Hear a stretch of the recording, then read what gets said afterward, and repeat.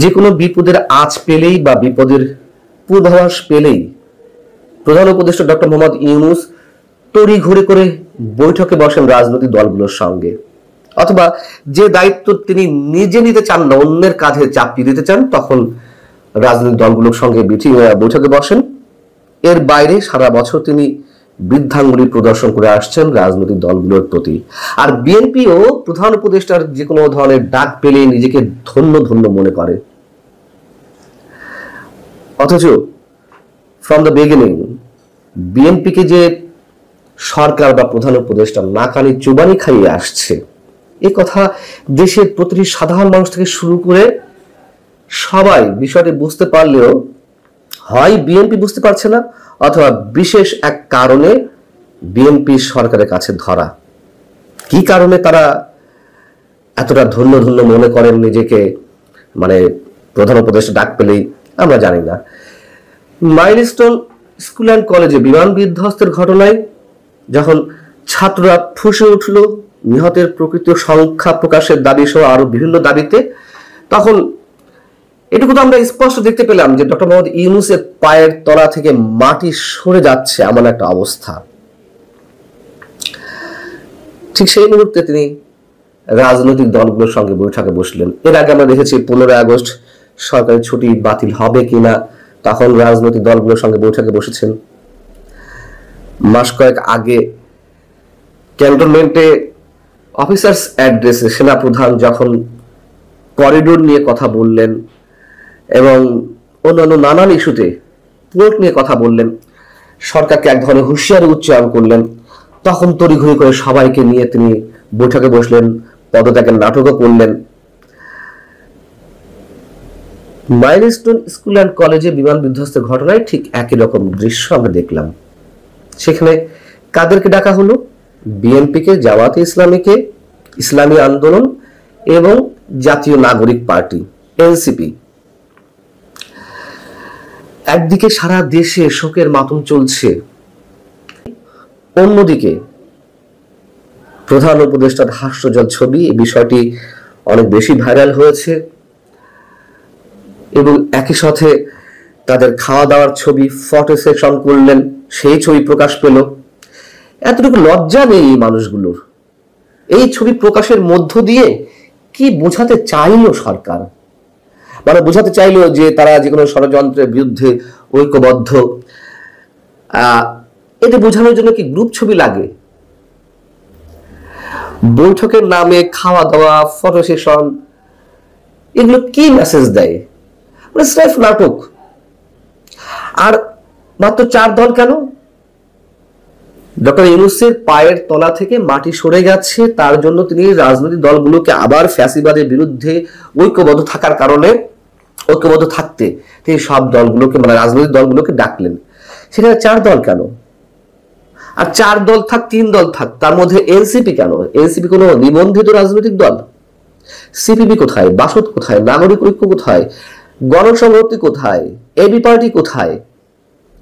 আচ্ছা, এই ভদ্রলোকের অধীনে কিভাবে সুষ্ঠু, নিরপেক্ষ, অবাধ নির্বাচন সম্ভব?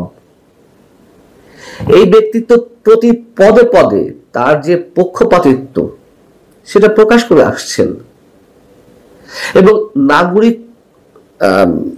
জাতীয় ঐকমত্য কমিশনের যে বৈঠকগুলো চলছে, ঐকমত্য প্রতিষ্ঠার বিষয়ে প্রায় 6 মাস 7 মাস হয়ে গেল, আর এক সার্কাস চলছে, রীতিমতো সার্কাস প্রতিদিন।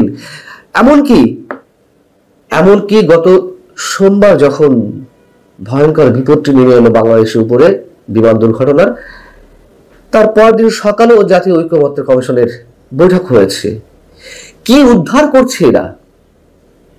কি হয়? আমি তো বেশ কয়েকটা রাজনৈতিক দলের নেতাদের সঙ্গে কথা বলেছি, জানি সেখানে কি হয়। খাওয়া দাওয়া আর এইসব নাটকবাজি, ভাওতাবাজি, এছাড়া তো আর কিছু নয়। এবং দিনের পর দিন এগুলো টেনে নেওয়া হচ্ছে। জামাতের নেতা বৈঠক থেকে, অর্থাৎ রাত্রে যে জরুরি বৈঠক বসেছিল, সেখান থেকে বেরিয়ে জামাত নেতারা বলছেন যে ফ্যাসিবাদী শক্তির ষড়যন্ত্র ঠেকাতে দেশীয় ফ্যাসিবাদ বিরোধী রাজনৈতিক দলগুলোর মধ্যে ঐক্য অটুট রাখা অত্যন্ত জরুরি বলে জানিয়েছেন প্রধান উপদেষ্টা। ফ্যাসিবাদ বিরোধী মানে কি? আওয়ামী লীগের ফ্যাসিবাদিতার বিরুদ্ধে ঐক্য ধরে রাখতে হবে। হ্যাঁ, ফ্যাসিবাদিতার নগ্ন রূপ যে আমরা এই সরকারের সময় দেখছি, ডক্টর ইউনূস প্রতি পদে পদে ফ্যাসিবাদিতার চরম দৃষ্টান্ত স্থাপন করছেন। আমরা জানি না, মানুষ এগুলো বুঝতে পারছে না। এবং 2 দিন হয়ে গেল, 2 দিন হয়ে যাওয়ার পরেও তিনি এতটাই ভয়ের মধ্যে আছেন, তার মনোজাগতিক সবকিছুতে একটা তুমুল ভয় ভর করে আছে। তিনি না গেলেন মাইলস্টোন স্কুল অ্যান্ড কলেজের ক্ষতিগ্রস্ত এলাকা পরিদর্শনে, না গেলেন কোনো হসপিটালে। একাধিক হসপিটালে আহতরা চিকিৎসাধীন রয়েছেন। এর আগে আমরা কোন সরকার প্রধানের সময় এমনটা দেখেছি?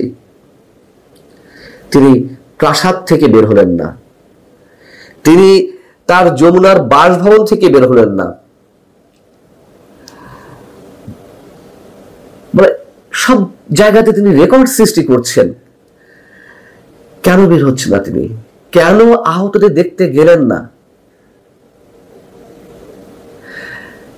আর এই যে ঐকমত্যের নামে বৈঠক, এটা আসলে ঐকমত্যের নামে জরুরি বৈঠক নয়, স্রেফ তার গদি রক্ষার বৈঠক। বারবার বলছি, তার পায়ের তলা থেকে মাটি সরে গেছে। অনেক আন্দোলন হয়েছে, যৌক্তিক অযৌক্তিক, এই 1 বছরে। কখন কোন পর্যায়ে থেকে কিভাবে আন্দোলনের দানা বেঁধে ওঠে তা কেউ বলতে পারে না। আওয়ামী লীগও অত্যন্ত সুকৌশলে অনেক ধরনের আন্দোলন, অনেক ধরনের যৌক্তিক কিংবা অযৌক্তিক আন্দোলন প্রতিহত করেছে। একটা পর্যায়ে ষড়যন্ত্রের কাছে তাকে হার মানতে হয়েছে।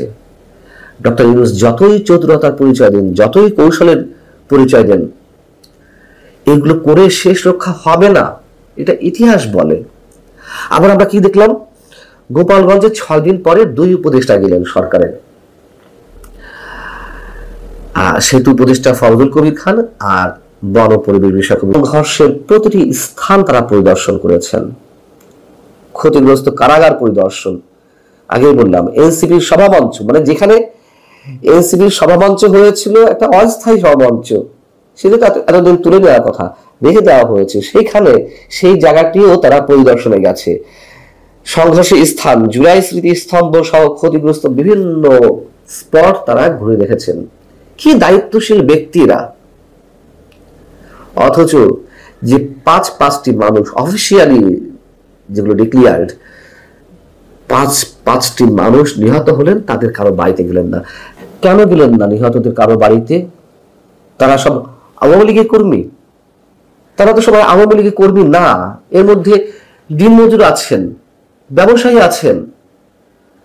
আর সবাই আওয়ামী লীগ যুবলীগ করলেও মানে একেবারে তারা অপান্তেও, তারা মানুষের পর্যায়ে পড়েন না, তাদের বাড়িতে যাওয়া যাবে না। এই যে বারবার বলছিলাম, নাটক নাটক নাটক এবং জঘন্য কুৎসিত নাটক। এই সরকারের কাছ থেকে আমরা কি আশা করব? কি আশা করতে পারি? ফ্যাসিবাদ বিরোধী ঐক্য,